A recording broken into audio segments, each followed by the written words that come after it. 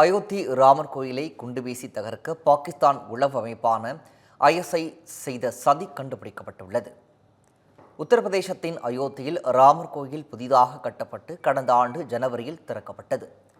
இந்த ராமர் கோயில் பிரபலம் அடைந்துள்ளதால் அங்கு தாக்குதல் நடத்த பாகிஸ்தானின் உளவு அமைப்பான ஐஎஸ்ஐ சதி செய்தது கண்டுபிடிக்கப்பட்டுள்ளது.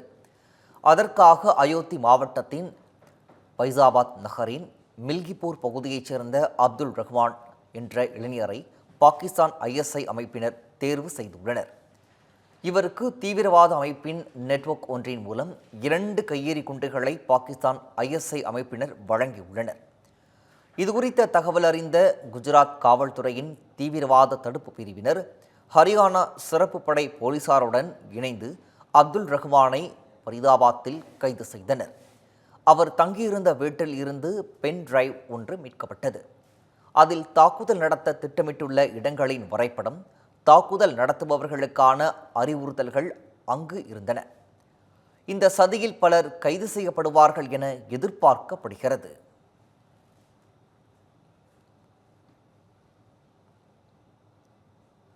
இதனிடையே ரயில்வேயில் பணிபுரிந்து வரும் ராஜஸ்தான் மாநிலம் பிகனூரைச் சேர்ந்த புவானி சிங் என்பவரை ஐஎஸ்ஐ உளவு அமைப்பைச் சேர்ந்த பெண் ஒருவர் ஹனி டிராப் மூலம் தொடர்பு கொண்டுள்ளார். அவரிடம் மயங்கிய புவானி சிங் பாகிஸ்தானின் ஐஎஸ்ஐ உளவு அமைப்புக்கு பல்வேறு தகவல்களை கொடுத்துள்ளார். இது குறித்து அறிந்த ராஜஸ்தான் போலீசார் புவானி சிங்கை கைது செய்துள்ளனர்.